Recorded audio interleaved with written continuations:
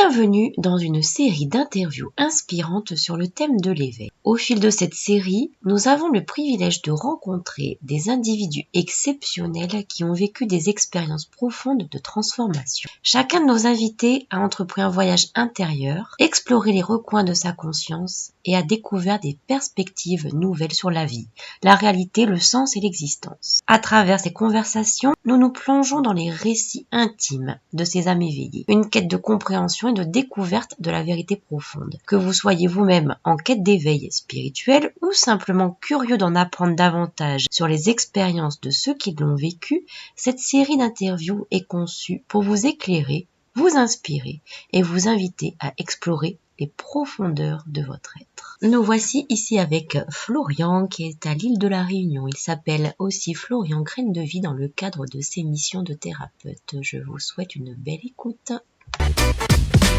Bonjour Florian, merci d'être Bonjour. avec nous ce soir. Et alors, nous nous sommes rencontrés en stage avec Christophe et Karine Alain, qui était un stage sur la structuration des ressentis. Avec d'ici, Ouais. nous avons donc souhaité t'interroger car, à mon sens, tu avais une belle expérience à nous partager et nous aimerions donc avoir ta définition de l'éveil et tes expériences à ce sujet. Donc, est-ce que tu pourrais te présenter à nous et nous en dire un peu plus à ce sujet? Moi, c'est Florian.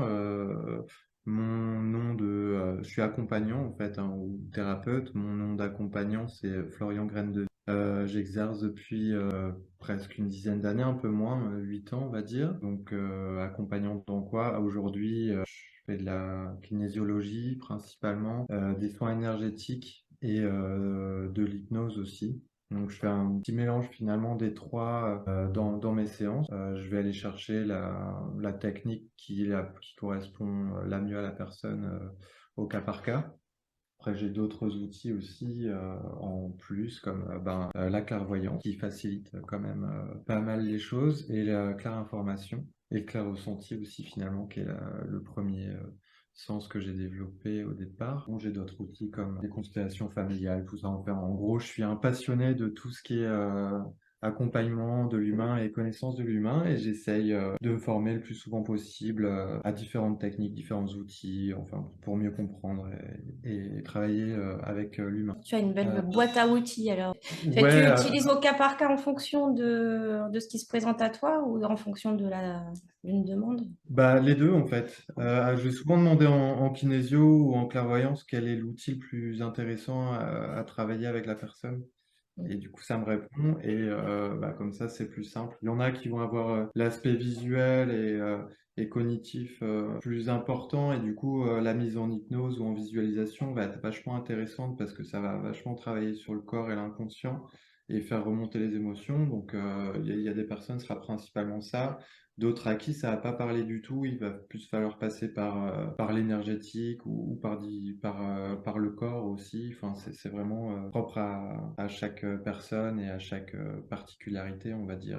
Pour moi, il y a vraiment plusieurs corps principaux et chaque personne a un corps principal en fait. On a le corps physique, le corps énergétique, mental et alors j'ai quoi? Physique, émotionnel, mental et énergétique. Voilà. Donc il y a 4 principaux corps et l'idée c'est d'aller chercher quel est le corps qui répond le mieux à chaque personne en fait, qui est le principal et aller travailler là-dessus en priorité au départ. Voilà. Après je suis plus dans le travail émotionnel aussi moi, donc je m'occupe souvent des personnes qui sont dans une phase de leur vie un peu difficile. Donc c'est des passages, hein. On peut dire que je suis un peu passeur d'âme mais pour l'humain. Donc, je vais être là au moment où elles ont besoin de passer d'une étape à une autre. Et il y a souvent une gestion émotionnelle qui est difficile à dépasser au niveau du défi. Et on va aller avancer ensemble là-dessus, principalement. Je ne sais pas si je suis clair, mais Moi, ça me semble très clair en tout cas. Très clair. donc je fais ça depuis 2015, il me semble.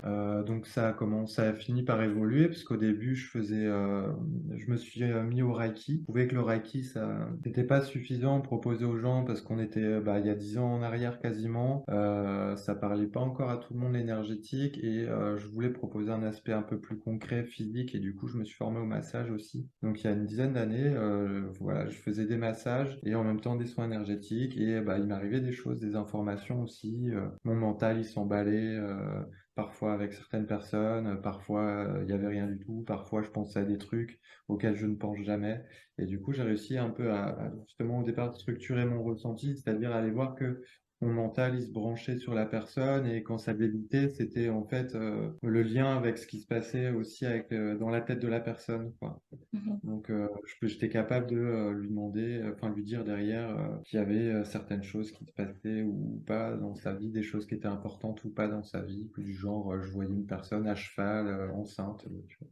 Donc derrière, ça me donnait des symboliques comme ça pour aller creuser un petit peu avec la personne leurs problématiques. Et au fil du temps, en fait, j'ai abandonné finalement le massage pour mettre à la kinésiologie aussi. Donc c'est un lien quelque part qu'on peut faire entre le corps et le subtil. Du coup, voilà, au fur et à mesure, je me sépare du besoin de toucher le corps pour aller plus facilement chercher dans l'énergétique, quoi. Donc maintenant, j'assume un peu plus ce côté-là sans trop toucher le corps. Je touche de moins en moins. Et tu peux peut-être Voilà. nous dire aussi pourquoi il fait nuit chez toi, nous dire où tu es.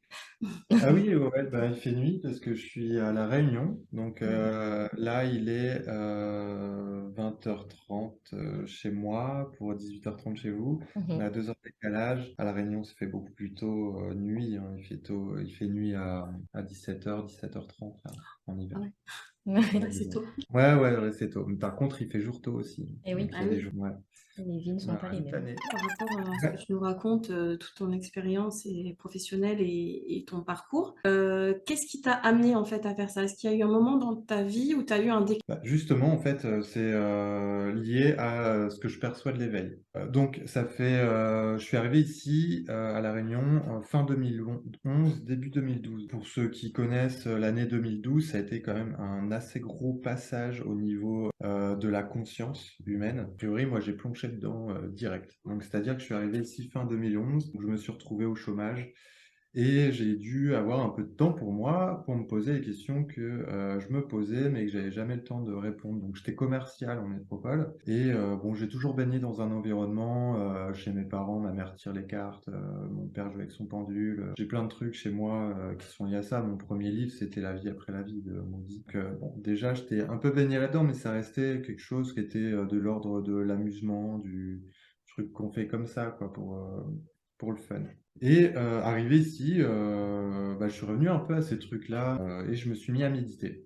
Et en méditant, j'avais mis une musique qui change tous les 10 minutes, chakra par chakra, un truc qui dure 1h10. Et on se concentre pendant 10 minutes sur un chakra, après 10 minutes sur un autre, et on monte de chakra en chakra comme ça. Et je me suis dit, tiens, allez, je vais faire ça. Et bah, j'ai commencé, j'ai dû le faire une fois ou deux fois, et puis j'ai trouvé ça sympathique. Et au bout de très peu de fois, en fait, et ben, il m'est arrivé un truc particulier. C'est que je devais être au deuxième, enfin au troisième ou quatrième chakra, donc ça faisait une bonne demi-heure que j'étais en méditation. Et d'un coup, je me vois dans le vide.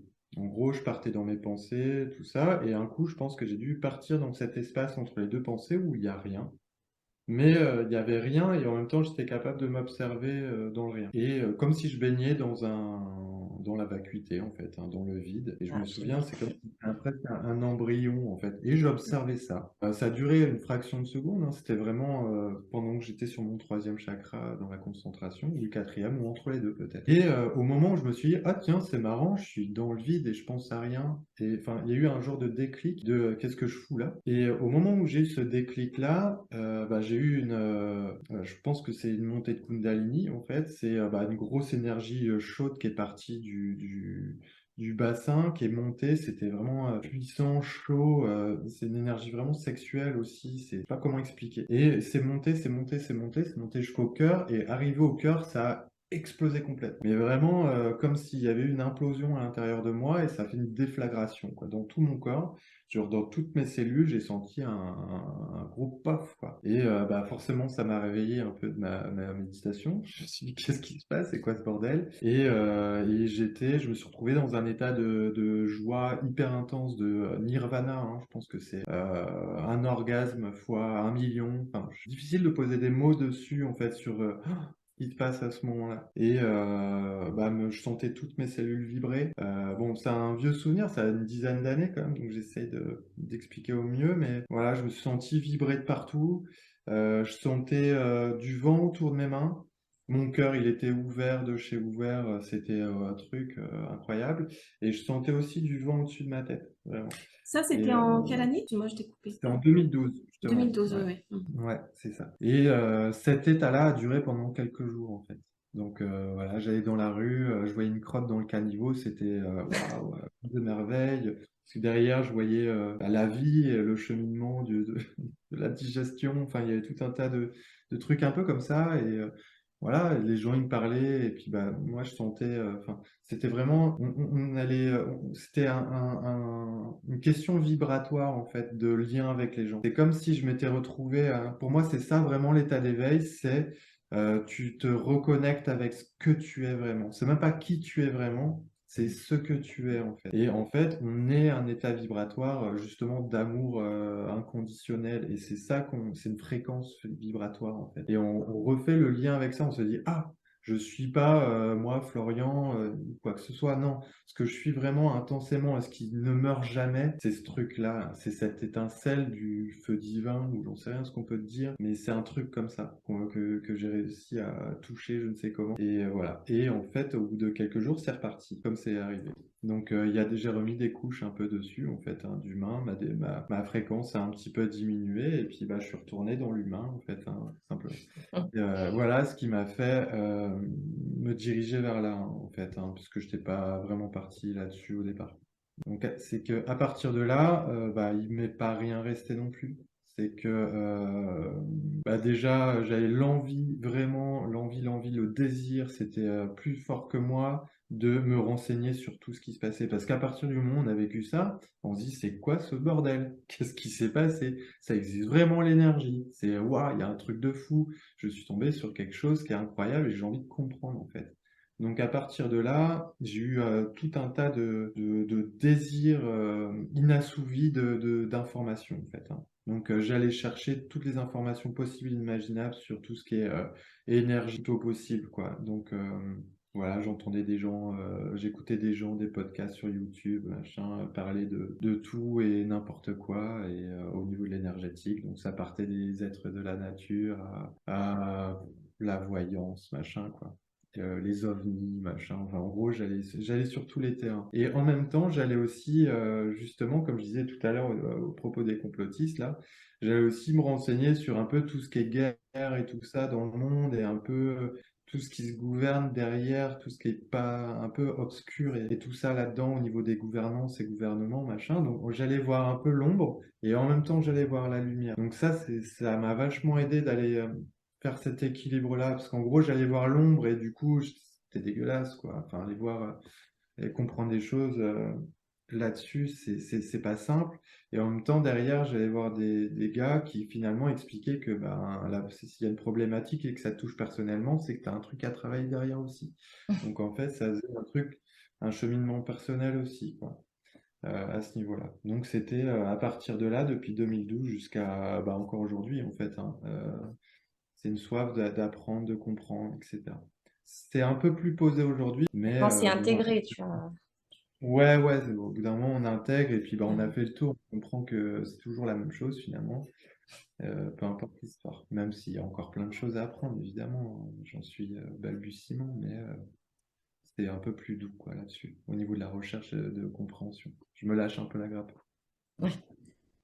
Alors moi, Hmm. j'ai un petit avis aussi personnel sur le sujet, c'est que tu parles de l'année, mais j'ai envie de parler du lieu aussi. Comme tu es arrivé à La Réunion l'année où moi je suis partie, mais Ah c'est ouais, ouais, et c'est là que moi mes perceptions ont commencé aussi à arriver. Je dis, j'ai ressenti des choses et vu même aussi des choses que j'ai jamais vues ailleurs, ressenti. Après, donc ouais. ça a continué quand je suis rentrée en métropole quand même. Mon chemin aussi a évolué, mais c'est vrai qu'il y a un lien avec cette terre qui est quand même très fort au niveau énergétique. Ouais, carrément, ouais, ça Rien. me donne des frissons ce que tu dis, ouais. Ouais, Mm.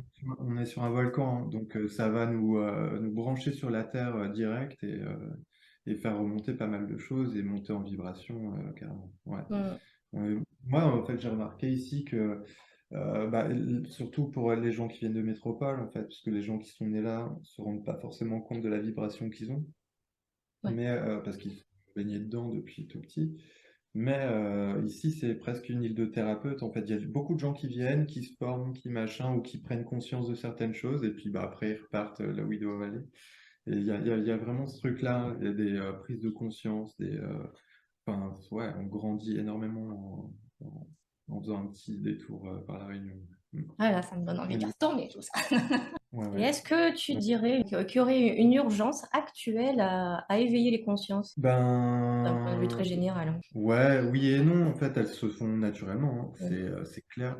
Mais c'est pour ça qu'il se passe plein de trucs. On le voit depuis bah, le Covid, je trouve, a fait développer la conscience comme jamais, en fait, hein, de devoir Ouais. se retrouver confiné chez soi, à penser qu'à soi, justement, de force, quoi, fait qu'il y a plein de gens bah, qui ont commencé à regarder autour d'eux, quoi, et à se dire, bah mince, qu'est-ce que je fais, avec qui je vis, je sais même pas, qu'est-ce que je fais comme boulot, en fait, ça m'intéresse pas, et il y a une grosse remise en question là-dessus, donc ça fait développer les consciences, c'est un retour à soi, en fait, que ça nous a permis, et en fait, ça va aller crescendo, moi, pour ça. Le monde est encore un peu endormi pour la plupart, ça va aller toujours plus fort jusqu'à ce que ça les réveille, quoi. Et il y en a qui sont bien, bien endormis, quoi. Après, est-ce que c'est ça, être réveillé ou pas, je ne sais pas, mais Est-il possible de réveiller tout le monde? Faut-il Ça- réveiller tout le monde? Faut-il réveiller tout le monde? ouais, est-ce qu'il y en a qui ont envie de se réveiller aussi? Ben oui. Ouais.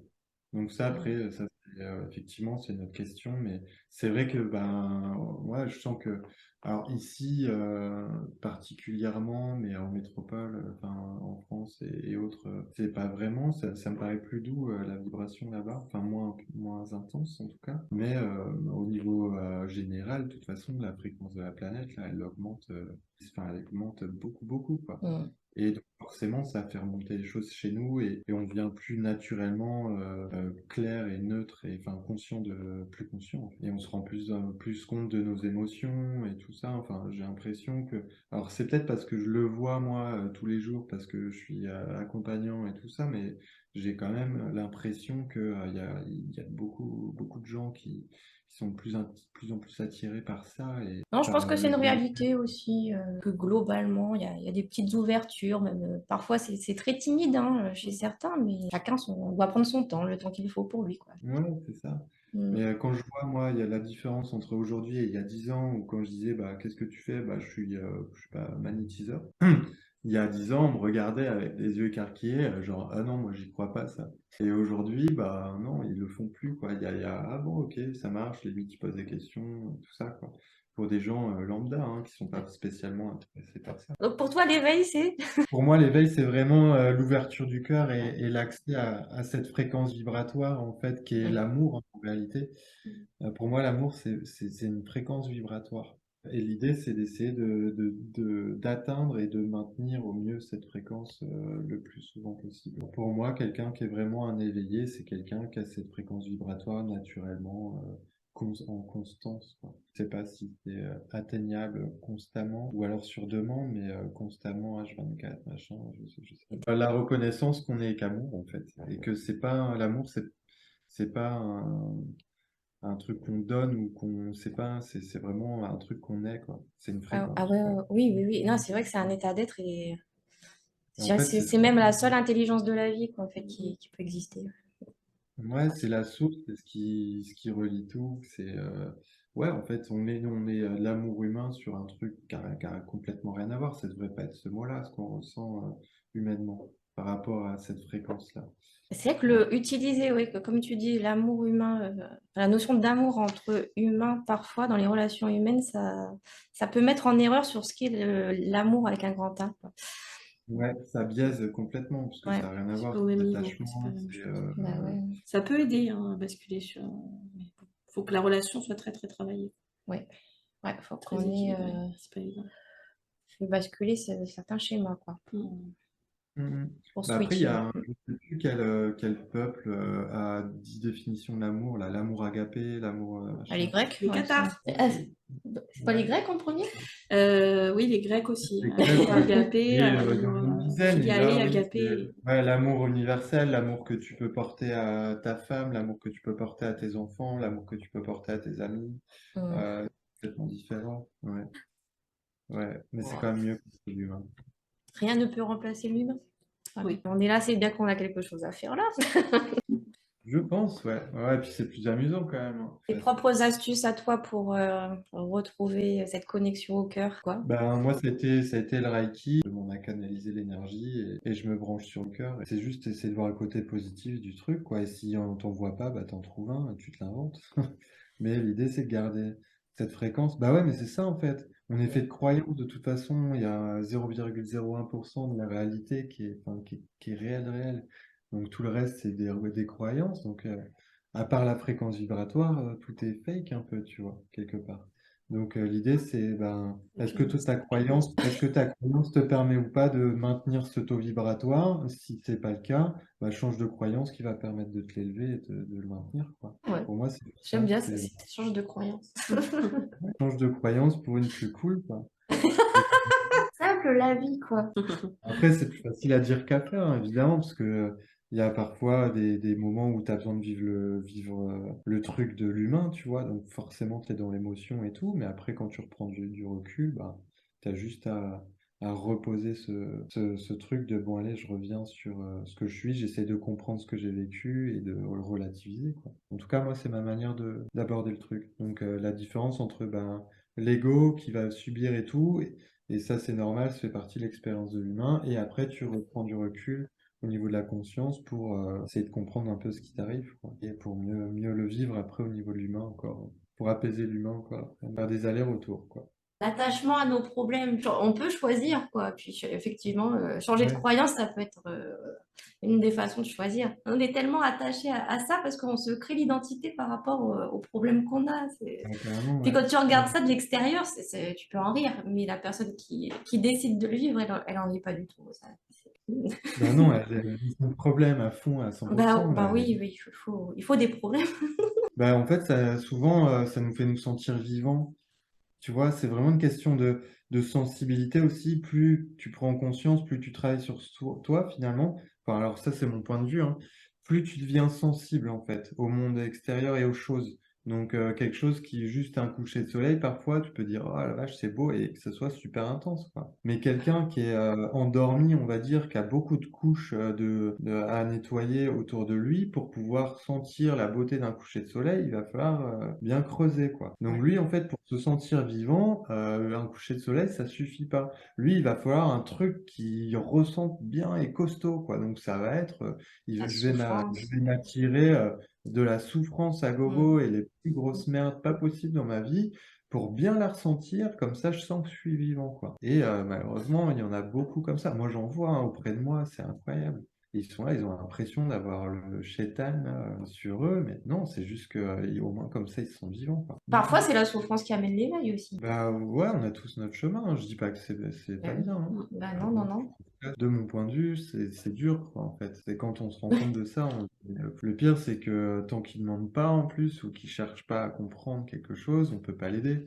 Ça sert à rien de lui dire non mais t'as pas de problème, viens, je vais t'expliquer la vie, quoi. Bah non, c'est clair, il va pas le prendre très bien. Il y a un cadre pour tout, quoi. Et bon, quand on est dans un cadre thérapeutique ou d'entraide, etc., on est là pour ça, ouais.